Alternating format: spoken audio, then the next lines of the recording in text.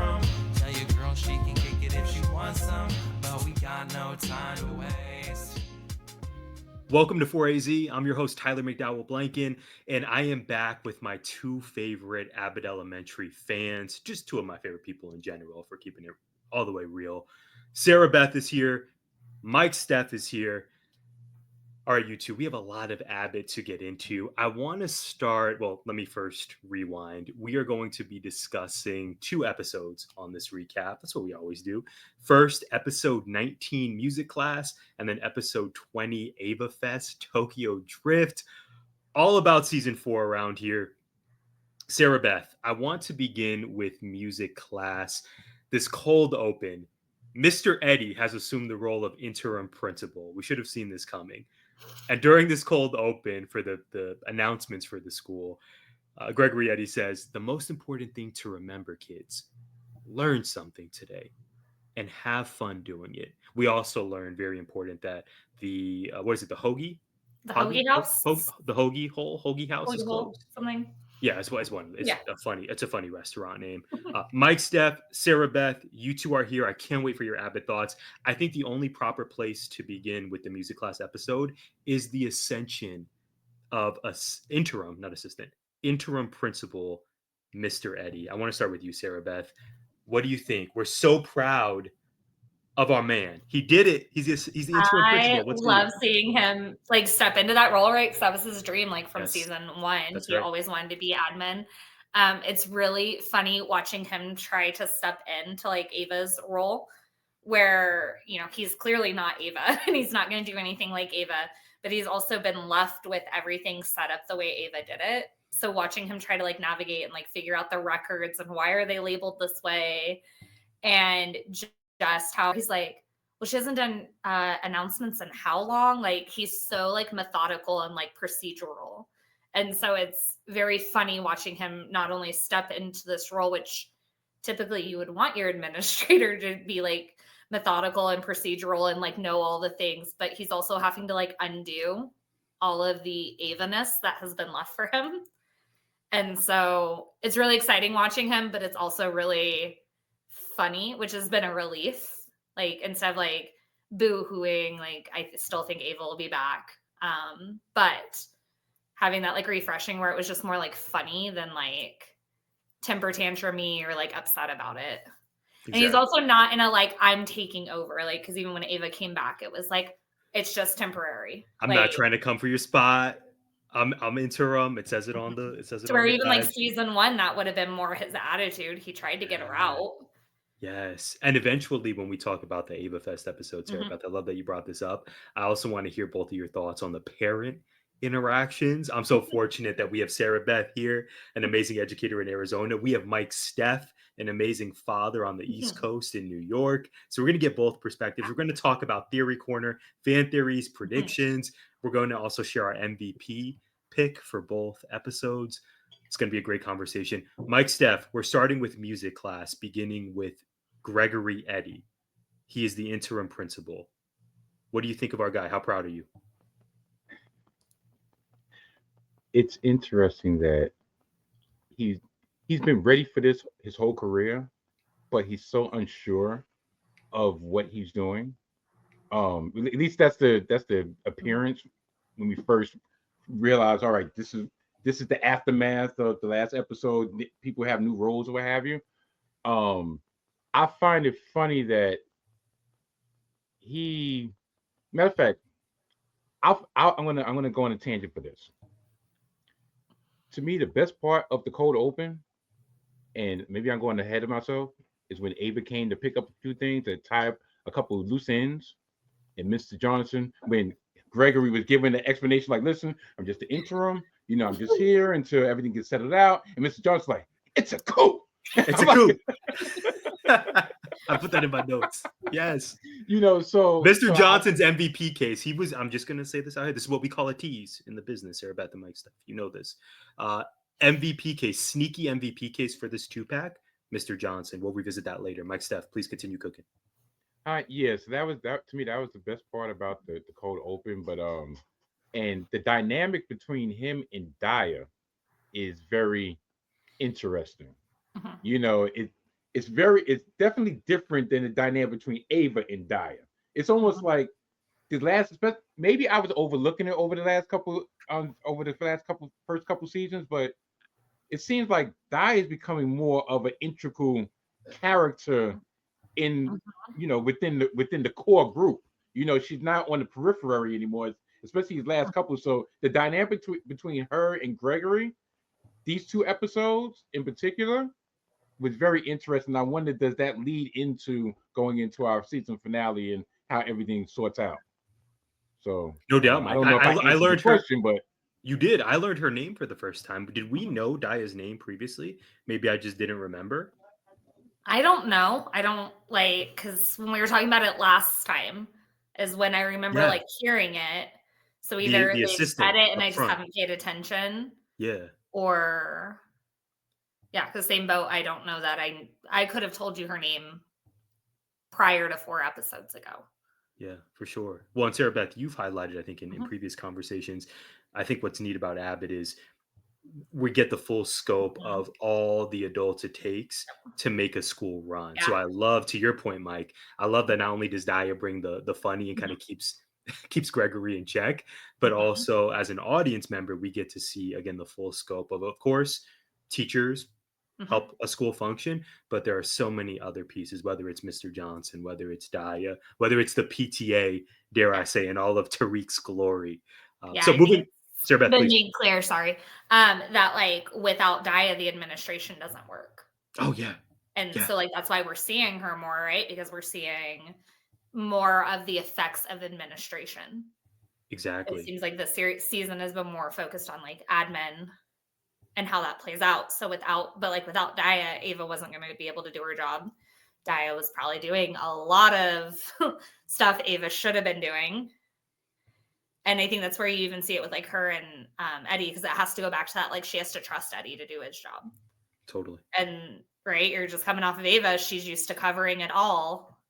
So it's harder to give that control back up. Mm-hmm. Especially when you don't know, is he going to follow through and do what needs to be done? Right. So, as we continue. That was one of my thoughts, was just how we're seeing more and more of the other contributors to making the school run. I had that same thought this week. Mm-hmm. It seems intentional to me. If you haven't already, please be sure to follow Sarah Beth and Mike Steph. Sarah Beth can be found on Instagram at Dear Sarah Beth. Mike Steph can be found at Mike_Steph. Mike Steph, season 3 of the Salty Thoughts of Mike Steph podcast. Quick plug for it. It's going well. You had somebody on the first 2 episodes. He was kind of boring, but you were fantastic. Mike Steph is on mute as well, which is not something I thought I've ever said before. Oh, I'm sorry. I'm trying to be discreet. But this guy with the little heel beard on the other side of us, he was on my first 2 episodes of the season.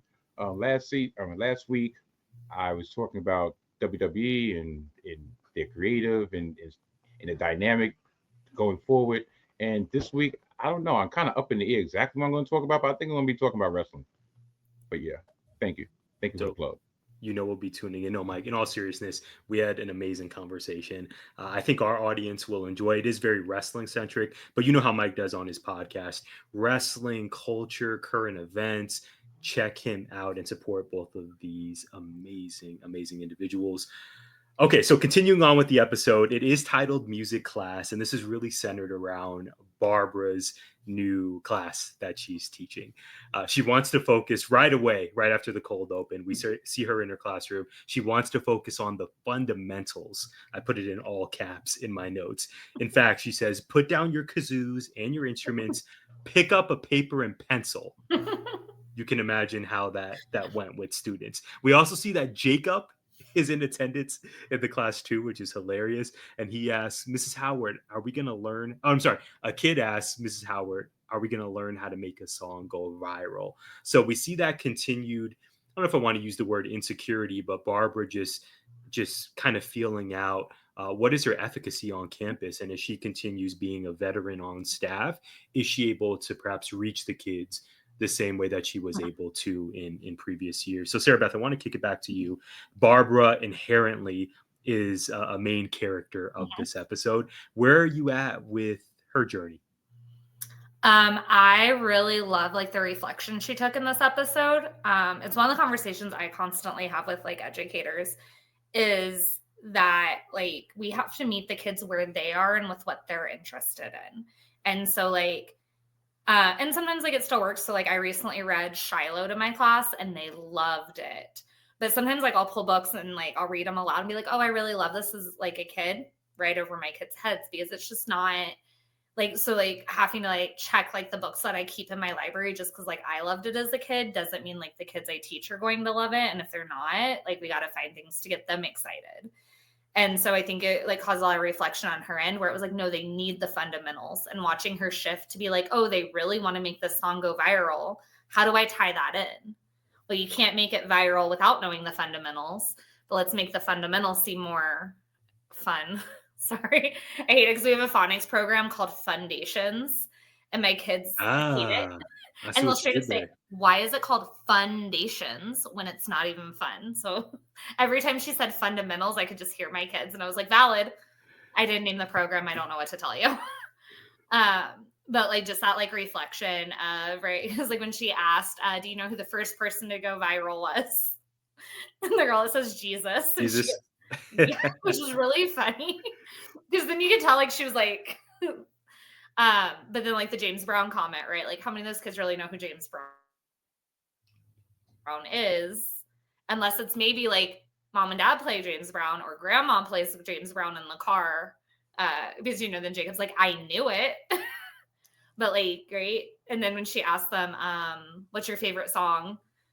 And I can't think. I can see her doing this. I can't think of what the song was. Oh, I can see her doing this part, but yeah, I wrote down some quotes from some of and the I know kids. it too. Like that's the worst. Yeah, I know Shamar, one of the students in her class. Well, he asked, "Aren't all songs just a collection of noises?" Because Barbara's like, "Oh, these are just noises. That's not music. What you're listening to." Shamar later in the episode says, "Miss Howard, I didn't do the assignment you gave us. This is an extracurricular class. I don't even do the homework. I barely do my homework in my actual classes." Okay, yeah. Okay, pop off, Shamar. I want you to do the homework for Miss Howard's class, but that felt real. That felt authentic. Yeah, we have all as teachers been there where we had that kid. We're like, that's fair. But I think like again, the thing I always go back to with Abbott is how much it is relatable because you know I've been teaching again for 12 years, and so some of the things I did year one aren't applicable anymore, or I just need to find a new way to present it so that they're engaged. And so, but it's that struggle, right? Because like, well, I've done it this way for so long. Sometimes like it takes a while to get to that point. Like it took her a while to get there of like, oh, they're not engaged. How do I make them engaged? And so I love like seeing that growth. And again, I'm leaning at more, thankfully.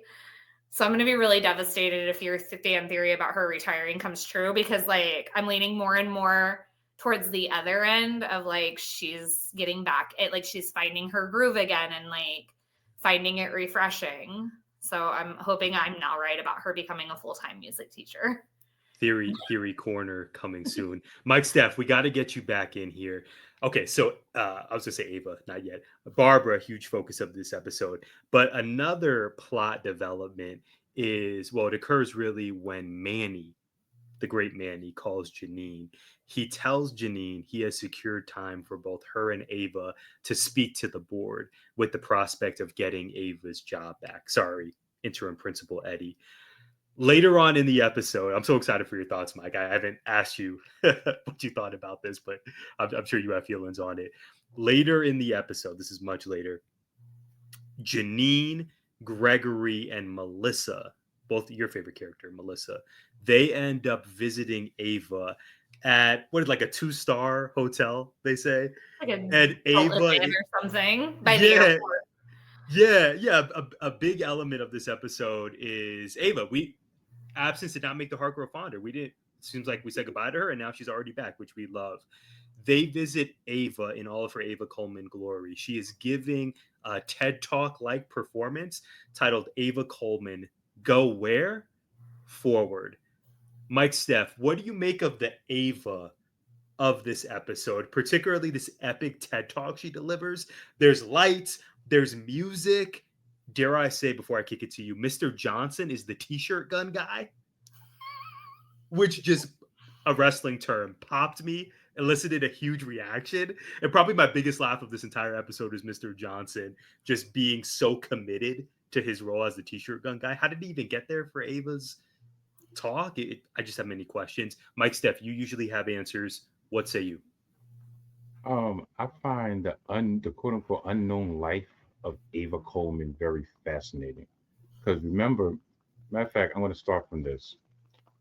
They contact Manny, since you brought Manny up, they contact Manny to try to set up a hearing to get Ava back the position. And Manny's like, oh, I got that taken care of, but it's not going to be 100%. A lot of times they don't reverse their decisions. And I'm like, hold on, whoa. Let me get this straight. So Manny was actually the one who let Ava know that she's fired, right? He's the one verbally who fired her. But then he's also in charge of getting the hearing done to replace to get her position back. What is this nebulous position that Manny has? Because he's more than whatever they show. It seems like he is the district. He is the quote unquote Wizard of Oz. He's beyond the curtain, controlling all the puppet strings, what have you. But the unknown life of Ava Coleman, like when Janine was saying, oh, okay, I have to get in contact with Ava. I have to try to get her address. And her address that she received was actually a P.O. box place. Premium P.O. box place that Ava was actually coming out of on her way to the TED Talk. It's like you said, the concert atmosphere.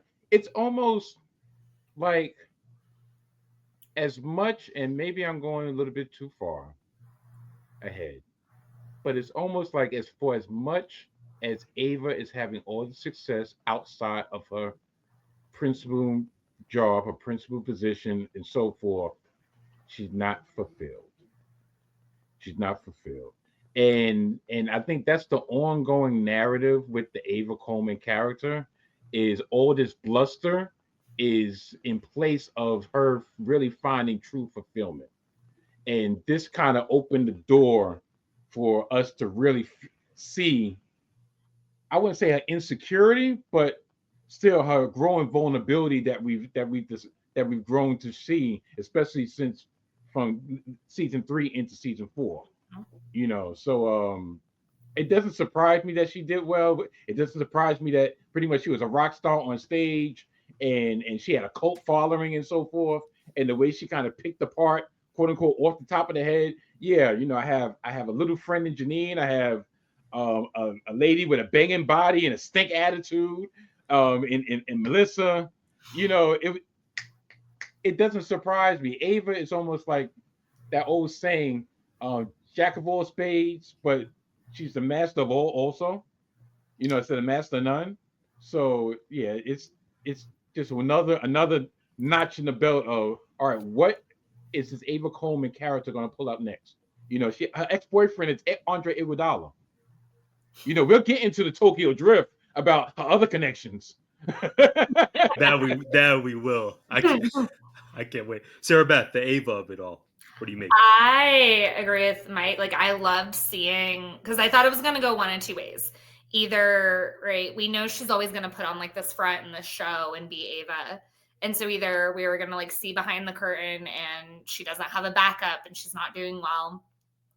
Never in a million years did I think she would be like a motivational speaker, but it was like perfect. Like, and like Mike said, like we're seeing where there are parts where she's unfulfilled. And I think she alludes to it more in the Tokyo Drift episode where, and she says that, I can't remember exactly where it was like, but I do miss like being with the kids. And I think that she has spent so much time being this like strong, independent person and afraid to let people in. Again, we've talked like about like the relationship with her dad and how that's clearly had a huge effect on her. And I think she's finally realizing like the staff at Abbott are her friends.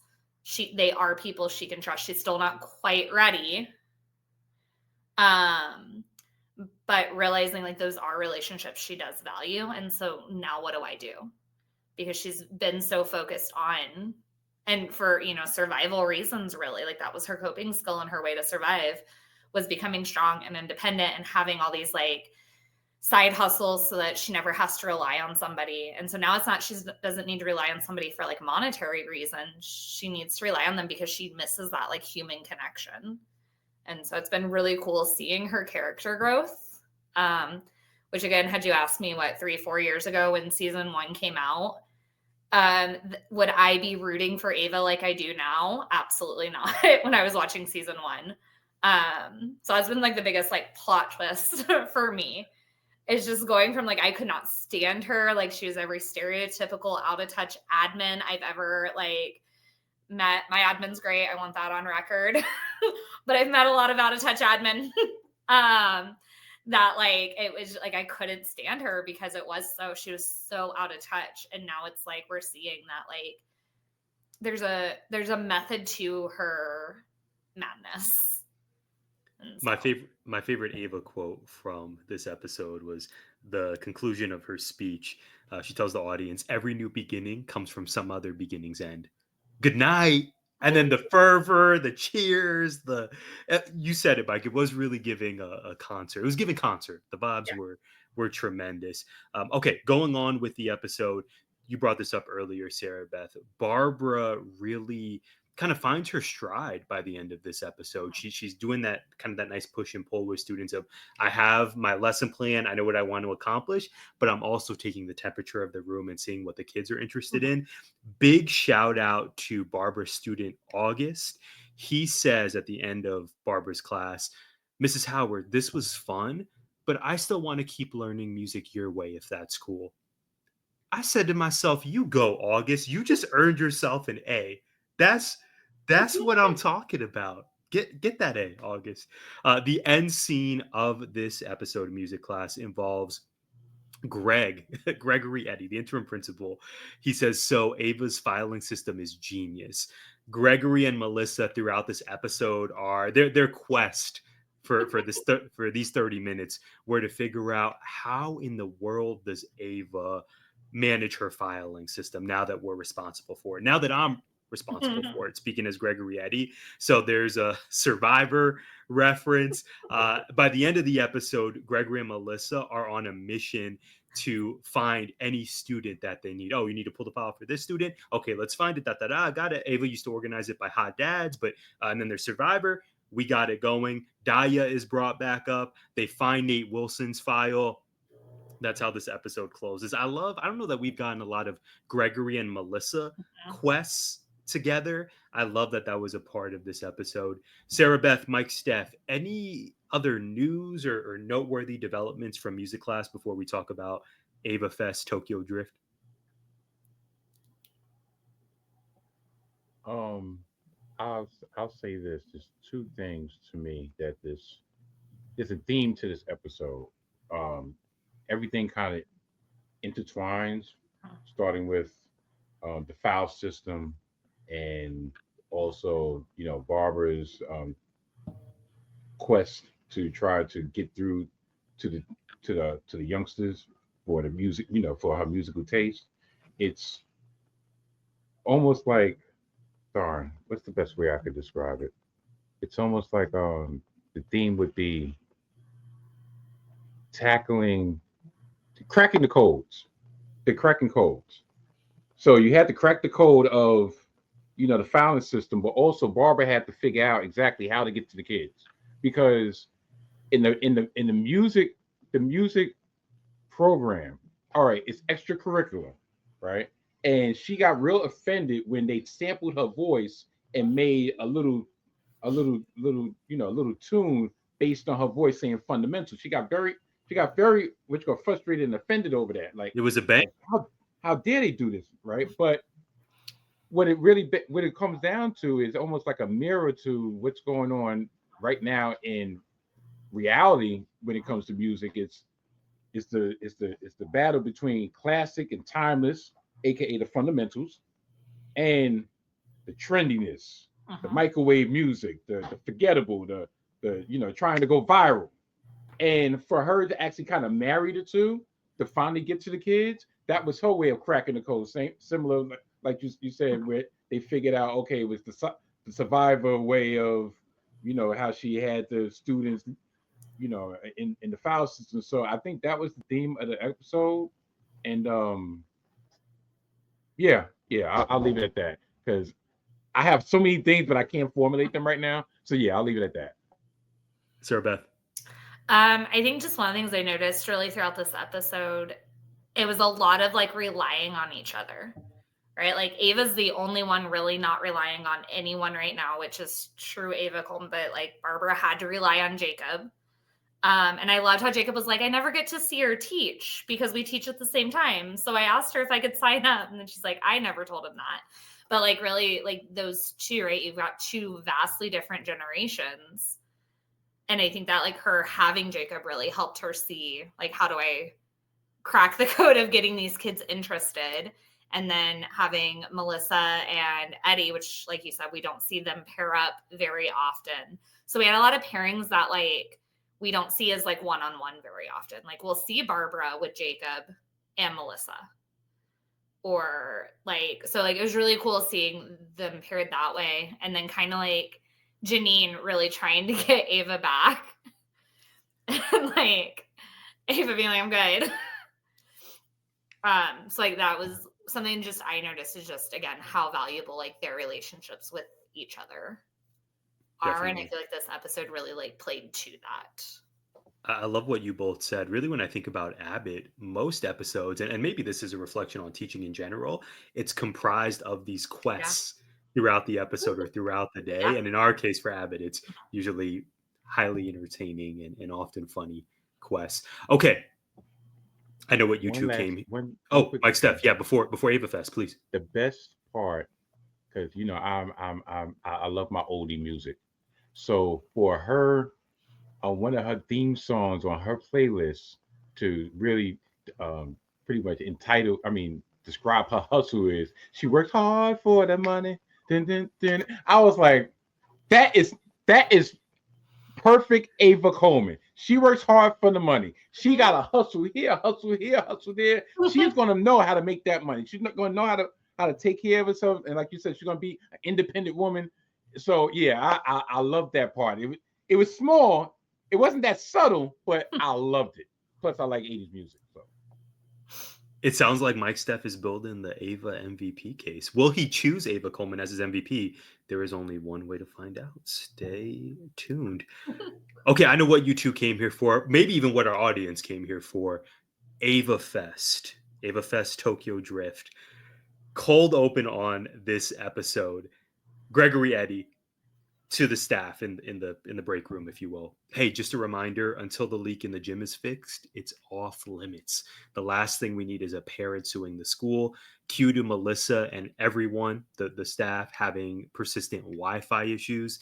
We also see that all of the goods Abbott staff receive from the golf course have been confiscated. They've been taken by the district. Janine reveals that Abbott is hosting a car wash to raise money, and she shares that she's a triangle girly. Ava, we discover, trademarked Ava Fest and sent a cease and desist to her former and true Ava staff. Yeah, to her staff. I put LOL in my notes. That was hilarious. And then speaking of hilarious, then I want to kick it to you two. Speaking of building MVP cases, Mr. Johnson says, my church promised me a planet and they better pay up. I completely forget the context. This feels very random as I read it aloud, but I know it made sense in the conversation. Sarah Beth, I want to start with you. I think it had to do with, they were talking about donations. Yes, Barbara's church donating, right? Because they were doing like donate what you want for the car wash. Yes. And then Barbara said something about her church. Mm-hmm. That's where the church comment, the planet. That's a big thing at the church. Sarah Beth, we discussed this before we went on air. This is why I love you two. Thank you for filling in those gaps. Mr. Johnson, I don't know if he's going to get that planet from his church. I think if anyone deserves the planet, it's Mr. Johnson. It's definitely Mr. D. Did you both notice on your recording, there was a Lysol ad featuring Mr. Johnson? Did you have that on? Yes. On your side? Because I was like watching it and I couldn't. What's going on? I like kind of tuned out for half a second, so I didn't realize it was an ad. But I was like, this doesn't make sense. And then I looked in the corner and realized it was an ad. Yes.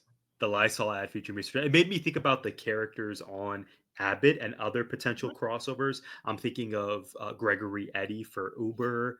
I'm sure we can find different sponsors for Janine. There's just a world, planets, dare I say, of possibilities here. Mike, Steph, Ava Fest, cold open. What say you? Well, yeah, with the cease and desist part, which, like you said, is so on brand. Now, I don't remember if this is part of the cold open also, but how Gregory was trying to practice how he was going to greet the parents because it was also a parent teacher conference night. And I think it might have been Dyer that referred to Gregory as Greg Bot. It was somebody like I pretty think much. Melissa did the robot Okay, motion. but he's so her much, and like you said, Daya so were picking fun methodical at him. and everything that that part was almost like, now that's the Gregory that I expected to actually see in the prior episode of, okay, we need to do this, we need to do this, we need to do this. So and also, like I said, I get real confused with the cold opens in the actual beginning. Was his ex-girlfriend / the parent of the two children, was that part of the cold open, or was that part of the beginning of the episode where she was talking about this that was the episode prior. Okay. I know what interim means, right? Yeah. That was Okay. part of the formal episode. But Mike, you touch on a really important beat that I want to get both of your thoughts on, especially the great Sarah Beth. Parents. Parent teacher night, the car wash. So Mike, Steph, you pointed this out perfectly. Melissa and Daya are preparing Greg to interact with parents in his new role, and they say you can't prepare complaints, concerns, compliments. You're mostly going to hear complaints and concerns from parents. Sarah Beth, how did this land with you as someone who works with parents? Who works with a lot of parents. I'm pretty true. I'm in a little bit because I teach in such a rural community. And for as long as I've been there, it's a little bit different for me having taught for 12 years, like compared to some of like my newer teachers, because I know my families. Usually at least like 4 to 5 kids. I've taught siblings, I've taught cousins, I've taught somebody they know. So I'm lucky that I'm more on the compliment side now. Because but my parents know, like a lot of it comes down to trust. They know me, they trust me, they've known me even if I haven't had a sibling. They've seen me around campus, they've seen me since they were in kinder. I teach summer school, and I'm just clearly a yapper. Like that was always the running joke in school, is like if you were in the same class at me at some point, you were going to become my friend by the end of it, because I was going to talk to you whether you wanted to or not. Okay, Mike, so on to the car wash. Something tells me this was your favorite element of this episode, the guests that came through the car wash. This is true. See, okay. To give a little backstory for those who are trying to figure out exactly. But during the car wash, the whole premise of the car wash was they wasn't charging per se for the car wash. They were having a school car wash where people could come through, get their car wash for free, and they can give donations if they wanted to. So, but they had a goal set in mind, and at one point, they were actually negative based on the amount of money that they spent for the material and the amount of money that they had for donations. So they're trying to scramble how they're going to get this bread. So of course, I think was it Janine that reached out to Ava, or matter of fact, or was it Melissa that said Ava has a list? Or did Ava give the list when she came through the car wash? Matter of fact, yeah, when Ava came through the car wash, and she was like, "Oh, y'all, whose bright idea was it to have a car wash, a free car wash for donations? Y'all not gonna get that goal like that." Matter of fact, I got a list of donors. So they hit the donors up, and all of a sudden you see all these tricked out cars and fancy cars, and people paying straight cash as rolls. And Jacob, who actually was very funny in this episode because he commandeered himself a megaphone, and he was having fun with the megaphone. And once he did the siren, all the fancy people, the people with fancy cars and the rolls of money just vanished. and there was a discussion of whether or not these high rolling donors were drug dealers or not. And Mr. Johnson was like, listen, I can't disclose how I know, but I know these drug dealers, these are hustlers. So that was the hilarious part. And then the whole point of whether or not to use the money or to give back the money, because Barbara, she's the moral compass. She's like, listen, we can't use this money that was from ill-gotten deeds. But once again, I'm sorry, I'm blanking on the characters that are saying what, but I believe it was Melissa that noted, well, at least they're giving money to the community. They're giving money to do good to the community. Never mind the fact that how they got the money. Kind of put the do you remember when anyway. Ava tells Barbara about the money they'd received? Can you just put some holy water on it? And yeah. Go, like, dang, Barbara's just trying to make it to the end of the semester. Can we give her? But give her a break at the end of the year. But actually, that whole little dynamic right there is how it became Ava Fest, because they realized, okay, we're not going to use this money. I mean, even though I know they didn't give the money back, but they're not going to use that money. But they still have X amount of time to get the goal. And then Ava, does her Ava thing. Is like, listen, I'm going to make lemonade out of lemons, and we're going to take it out. We're going to take it outside. And then all of a sudden the storm clouds came, and Barbara's like, that's probably a sign. And she's like, it's just a sign. We just move it inside. We could bring the block inside. But it's all, but it all started from the line of drug dealers. Or, that's how Ava Fest pretty much began, was from that idea of getting the money from them, and that turning into, it was almost like a fait accompli. Yeah. And then soon thereafter, we go back to inside the school. So proud of Gregory Eddy in this moment. He's really feeling himself. Positive parent interaction after positive parent interaction. Even Daya's impressed with what he's doing. And then out of nowhere, my biggest surprise of the episode, we insert Darnell. Everybody's favorite dad is back. He says some words in his greeting to Gregory, ending with, "You let my son down, and now I'm back." The Darnell of this episode. Sarah Beth, kicking it back to you. We eventually see this gave me flashbacks to earlier in the season. Darnell and Greg, but this time in a classroom, having a relatively civilized discussion. I think Greg really turned around Darnell really quick. Way to redirect not only his students when he was teaching, but redirecting a parent. He reminded Darnell, hey, your son Jabari, I still check in on him, even though I'm not in front of him every single day in the classroom. You're invested in his success, as am I. We got this. And then they move forward. And of course, Darnell had some witty comments, but I was proud of Gregory Eddy just from a mere efficiency standpoint. He redirected and he handled his business super quick. I think I'm trying to think how to word this. He handled it so well. Like, one, he heard him out, right? Like, Darnell's concerns this time around were valid. You told my kid you'd be there. You've let him down. He's now struggling. Like, last time they weren't as valid because he felt like Gregory was trying to be the new dad almost. Darnell said, Sarah Beth, Darnell said, that's on you, Playboy. Yeah, that's Jabari right. had an A+ in spelling. Now he has an A. That's on you. Yeah, but right? And it's like, I mean, an A+ to an A isn't but he cares, right? And he came to him and he heard him out. And I think what I loved is when he said, with you and me on his side, Jabari's going to be okay. And I think that's really what he wanted to hear. My kid still matters to you.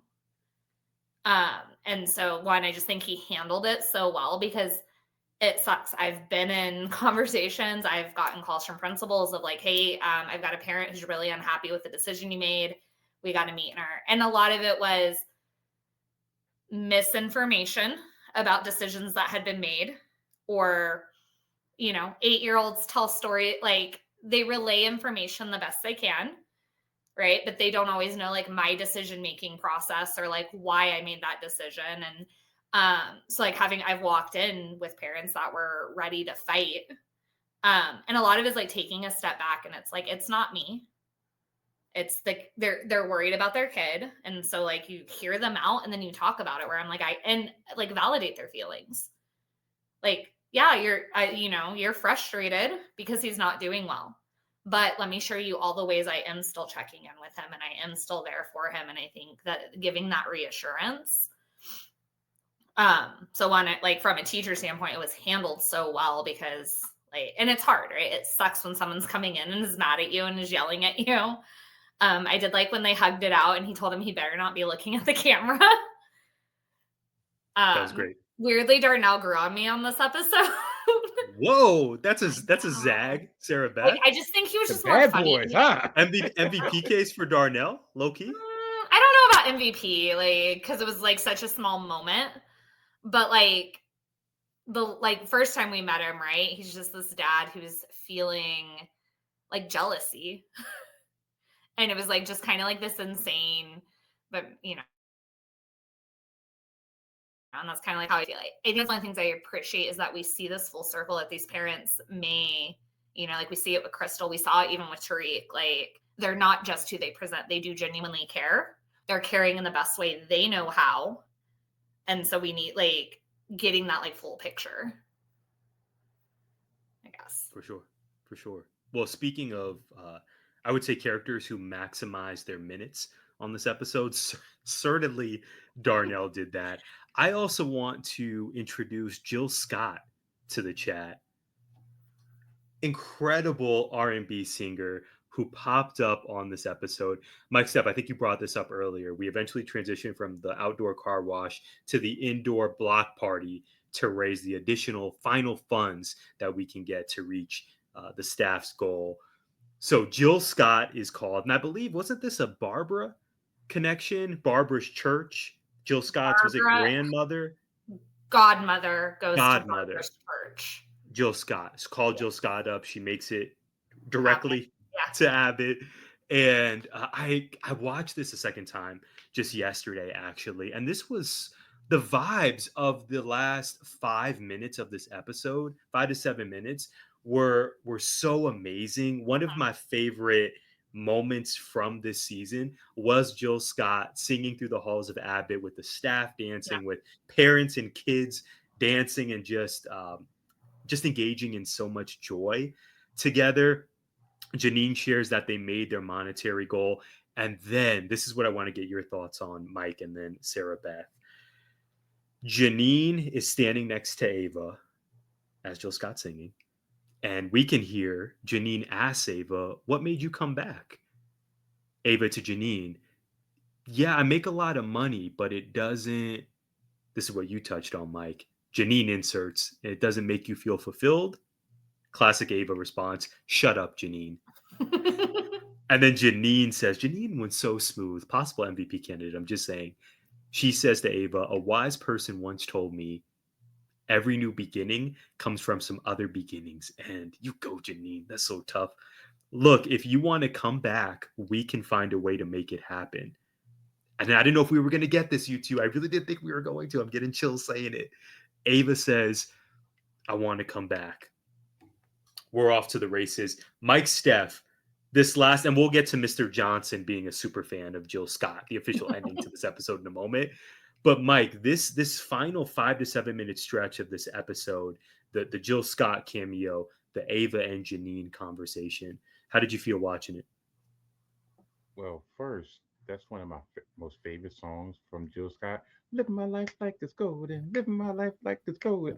I love that song. So, like you said, it just brought a different vibe to it. And while that was still in the background for her, um, uh, that was it was still playing in the background when Ava and Janine had that conversation. It almost brought everything full circle. Like, even though I know we review these episodes in two packs, but it's almost like these were definitely connected because we went from the beginning of Ava's solo journey to and coming back and putting a little 2 cents, but pretty much acting like, listen, I'll help y'all out, but I got my own thing going over here. To at the end of, okay, I saved y'all once again, and matter of fact, I want to come back. It was like a nice bow on the 2 episodes. And tell you the truth, I'm not gonna lie. I won't. I'll say I did tear up a little bit because I was like, wow. Um, just like I touched on earlier, it's the journey that Ava has had has been leaps and bounds throughout this whole season. Um, the one thing I don't know, like I said, I might be jumping ahead to something we might touch on at the end, but the one thing that I'm concerned about is with 2 episodes left, we have two gaping holes in stuff that I'm not saying needs to be filled fully, but needs to be revisited. We haven't seen nor heard about Ava's father in a couple episodes, and the the suspicious disappearance of O'Shawn for these last 2 episodes. Like you went from okay salvaging the first date to he has no part in her life after she got after she got fired. It's almost like, oh, you don't got no job, peace, I'm out of here. You're like, I don't know, maybe hopefully he reappears the next 2 episodes, but those two I really hope we can find something, or we can see something at least with one of them. I would prefer her father at the end, because that would, to me, go along with the arc of the fulfillment arc, or or the redemption arc, that seems like has been building this season. Oh, Sean, okay, he could. I want to see him, but we can continue that because we know Ava's an integral part. But yeah, I think that last, like you said, that last 5 minutes, yeah, that was at its essence what what Abbott is great about, is just giving you that feeling, bringing that feeling back, so to speak. I wonder if we're going to get those two guys. Something tells me an O'Shawn appearance is more likely than Ava's dad, but I hope we get both of them, Mike. And I like what you said about if we do get Ava's dad back, maybe there will be some sort of reconciliation or affection shown on her part to even really take it full circle and show that journey that Ava's been on this season. Okay, the episode ends with, this was interesting. I don't know that I needed this, but we learned a lot about Mr. Johnson to conclude this 2-pack. The end scene is him in his office, if you will. It's divulged that he is a super Jill Scott fan, a super fan, some may say. I should have worded that differently. He reveals to Jill Scott and her security guard, Jax, great name. He reveals collector's items. He shared that he's attended 37 shows. He tagged Jill Scott in many Instagram posts and stories. And then Jill Scott says, oh, wait, no, I remember you. You rushed the stage in Pittsburgh in '05. That's my scarf that you have. You're the reason I hired Jax. Mr. Johnson then reveals a caricature of him and Jill Scott together, ostensibly that he drew. And then he, as Jill Scott and Jax security leave out of just concern, Mr. Johnson starts singing what you sang for us earlier, Mike. Living my life like it's golden, live it. And then that's how the episode ends. I'm going to be real with you two. This kind of hurt my Mr. Johnson MVP case. I just felt like we know Mr. Johnson is kind of one of one. I thought the sort of super fan, low-key stalker arc was just not needed, because he was just hitting home runs this episode. The Lysol crossover, the shooting the t-shirt gun the last episode. This was one where I don't know that I needed it. I thought I think they could have kept him as a super fan without making him a stalker. The stalker was a bit much, was it not, Sarah Beth? It was. Well, and I also wonder, because at one point when Jill Scott is talking, I can't remember if it's right before she performs or it's whenever like they're finding out, oh, she knows Barbara's godmother, or Barbara knows her godmother. She makes a comment about how someone had broken in at some point to her dressing room and stolen her not earbuds, but for like mics. Ear monitors. Thank you. And it's interesting watching, because I was how they all reacted, where they're like, oh, that's so weird. where I was like, is she saying like they're at Abbott? Because like how they were acting. So I wonder how many of them knew, because she says, oh, those are my ear monitors to Johnson. And I remember thinking like everyone's reacting really like suspicious. Like they know who did it. So then because I was really confused, because I was like, is she talking about like her ear monitors at the school were stolen? Because, and then when he had them, so I'm also wondering how many of them, when she was telling that story, they were like, oh, that's Johnson. Yeah, and he looked so They're so satisfied with himself during this interaction. It was a little bit chilling. I was Mhm. like, to your point, Mike, about we're kind of unmasking a lot of characters and learning about them because they're kind of mysterious. Mr. Johnson, maybe it was just the actor who performed it so well, but he just seemed really satisfied with how it was all going down. I just thought, I think there's a few different ways you could have ended. I would have loved to see the It was very alternate ending. funny, but it was so out of character. It was different. Yeah, it was different. You know, we kind of had that conversation a couple episodes ago, because Mike, you had asked about like the jokes they were making. Like, is it hitting a point where it's like crossing a line? And like we talked about like to a point, but like as long as like they're not turning into characters. And that's how I felt like Johnson had become a character in that moment.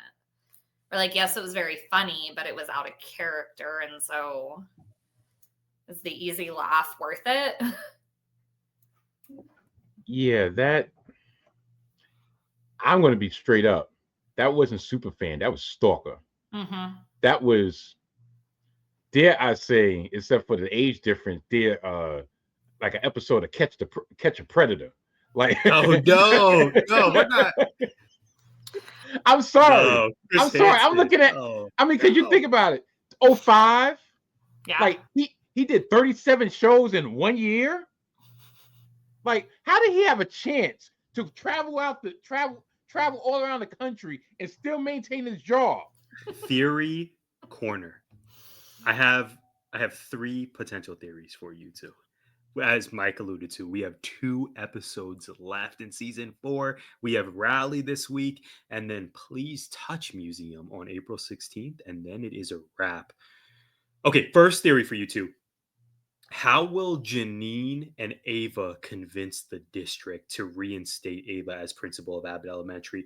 Do we potentially get a Manny and or O'Shawn assist in some capacity?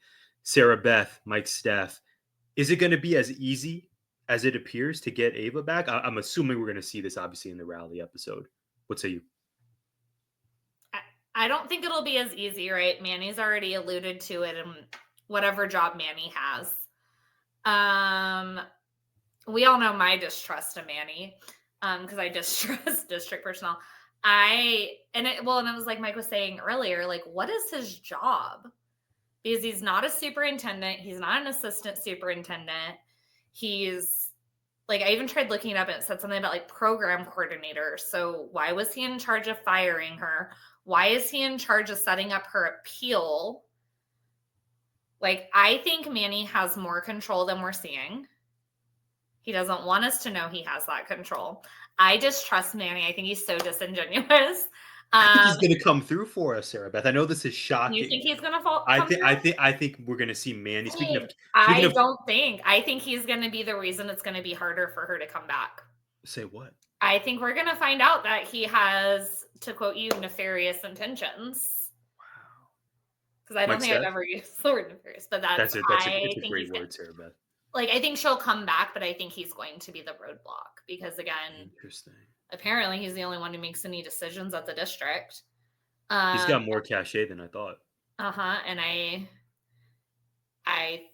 I think he's very deceitful, and I think he puts on a show, and I think he has this toxic positivity personality, and this rings a bell of a conversation we had earlier of whether or not a certain individual was actually has a toxic personality disorder, positive personality. But in reality, we found out that was disproven. That was disproven. Everything we see on screen is exactly what you get in real life. He's an A1 top-notch quality human being. But continue, sir. Tyler is not Manny. Yeah, Tyler. Yeah, not Manny. No, Manny's the scum of the earth. Okay. So let me compose myself. We both agree, all three of us agree, I should say, that Ava will be reinstated as soon as the end of the rally episode. I don't know if it's going to be that soon. I think Saving they're it for going the to set up a finale? battle. Okay. I'm trying to think how. I can't remember. Because the how they- museum, it seems like by the museum episode, and I have a theory on the museum episode I want to run by you too. To me, just based off episode title, which may be a silly, criteria, it seems like by Please Touch Museum, to me, that title doesn't give we're still going to be wrestling with is Ava the reinstated principal. I feel like by the end of Rally, we're going to know one way or the other, and I would be shocked if she didn't get reinstated. Because their seasons typically, I feel like, end on a little bit of a cliffhanger. Yes, which I have. Which is why I don't think I think it'll like lead towards. I think it's just not going to be resolved until early in season 5. Okay. Like I think by like the first month of season 5, she'll be like officially reinstated. But I just don't see them again, especially given that like Manny is like, oh, well, we just got you the hearing. But like typically they don't. Like I could even see at the hearing them telling her no and then them regrouping. And like maybe at the end of the season finale, like having a plan. Right? Because I feel like that's how one of the earlier seasons when she blackmailed the superintendent. Is that how it ended? It's been so long since I need to go back and rewatch. I need to. I can remember pockets, but so I think they're gonna kind of drag it a little bit longer. And I think Manny's gonna be responsible because I don't trust him.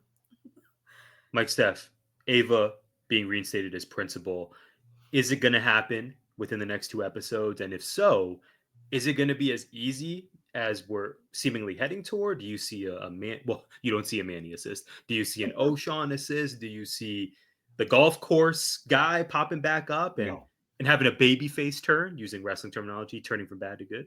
What do you think? What can I sell you? No, I agree with Beth, Sarah Beth, that it's not going to be resolved by season's end. Definitely not by the end of the Rally episode.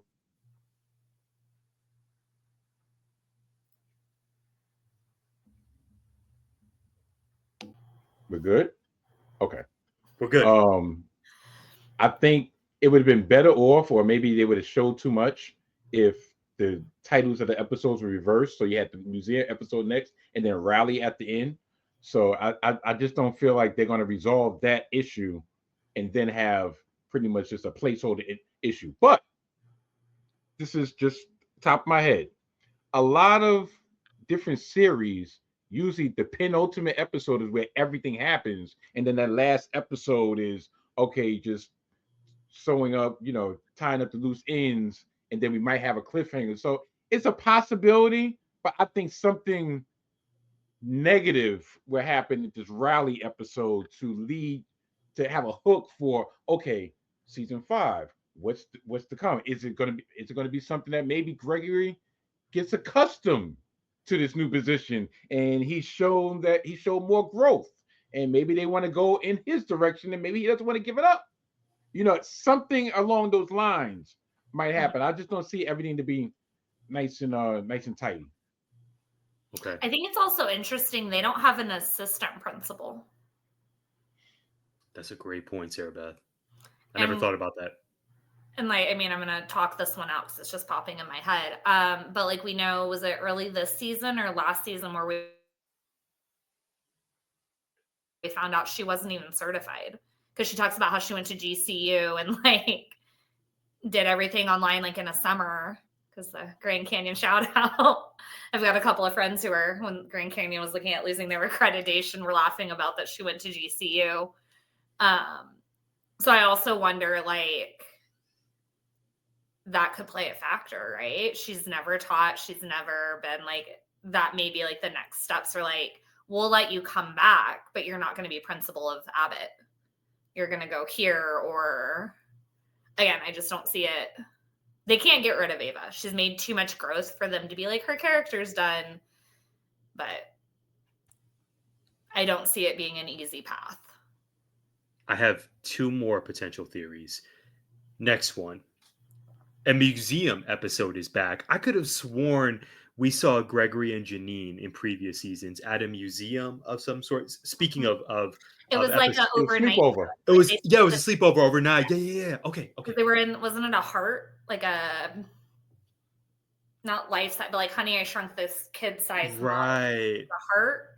I just remember it was a vibey episode, and that's when we found out they liked each other. Yeah, they were teasing us with, is this gonna happen or is it not? Okay, thank you both for your endless affirmations. The last episode of this season is titled "Please Touch Museum," so a museum aesthetic is back. Theory / question for you two: is it too soon for Gregory Eddy to propose to Janine Teagues?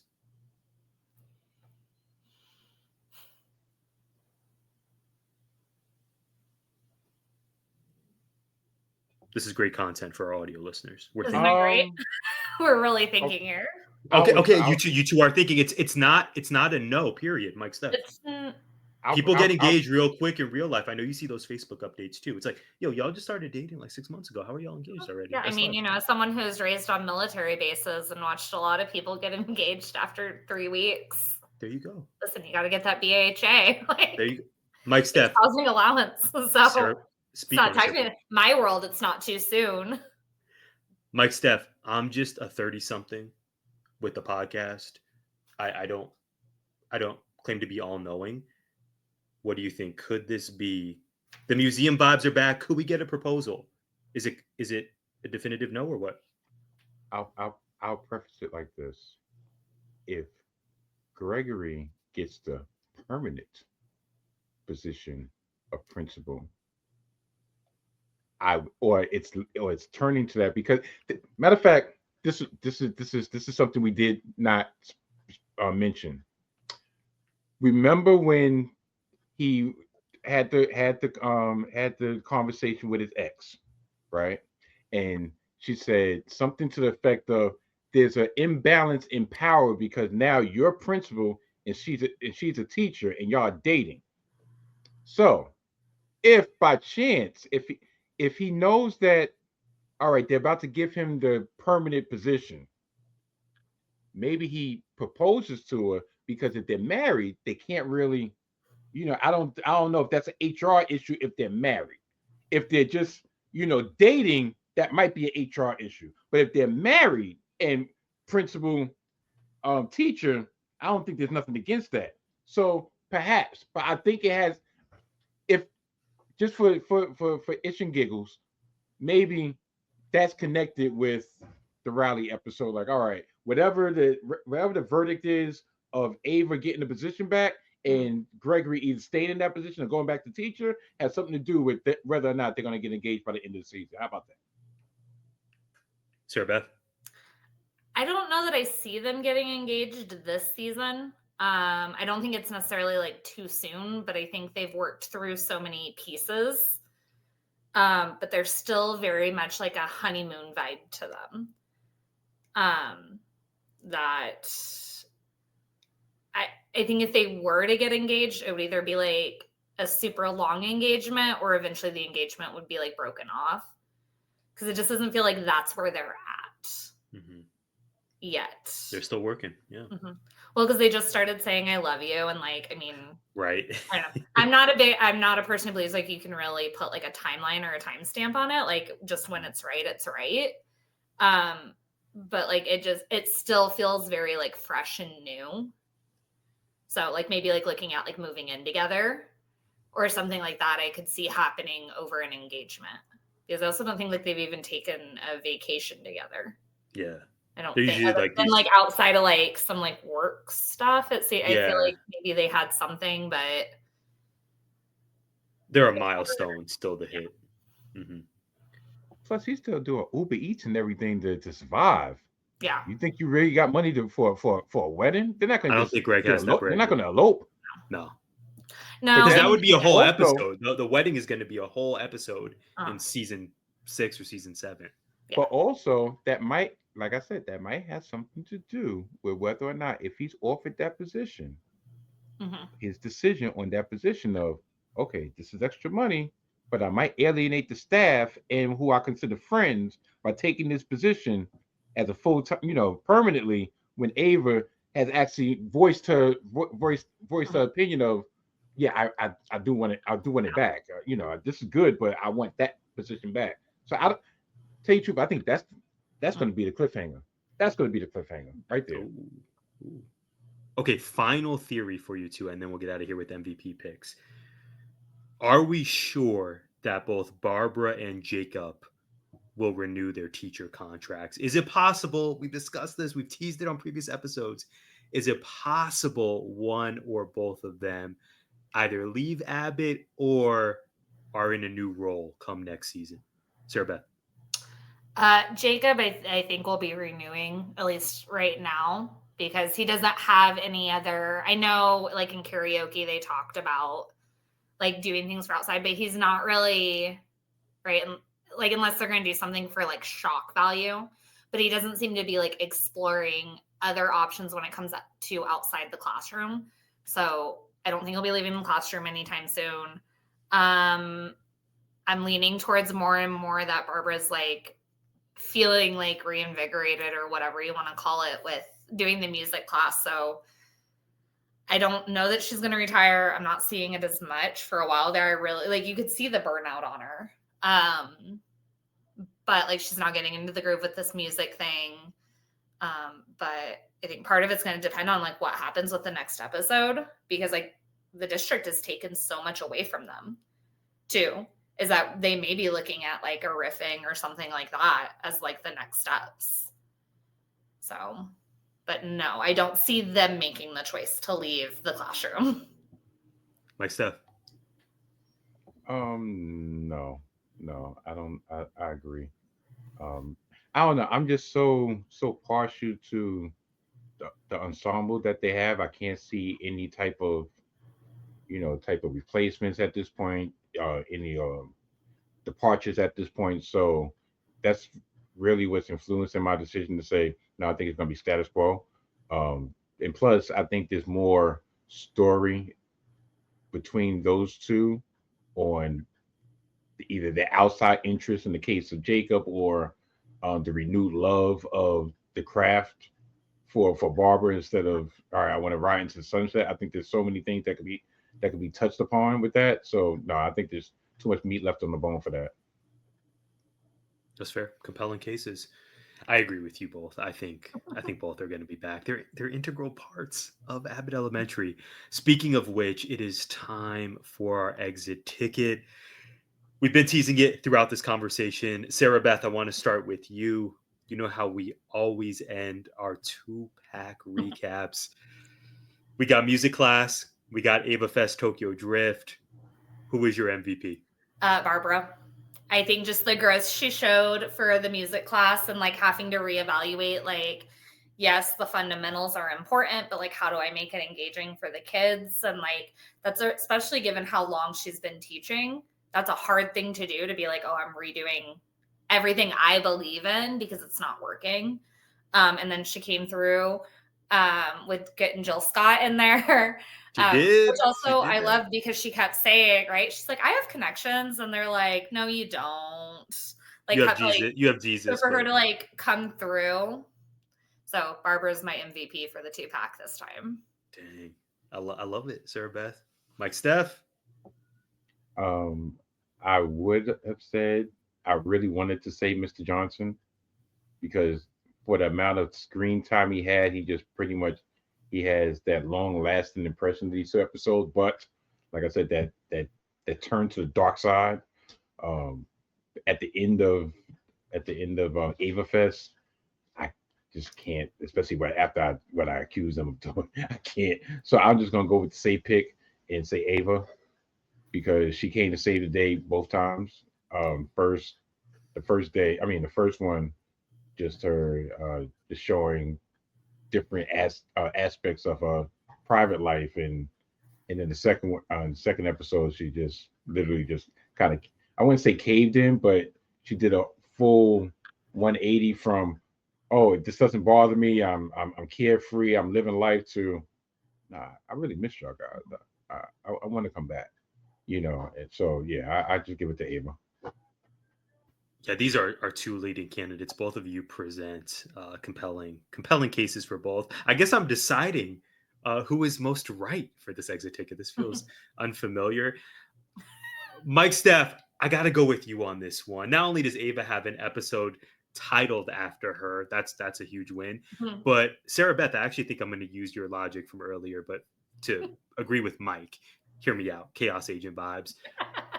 I'm pretty sure you said this earlier, Sarah Beth. Check me if I'm mistaken.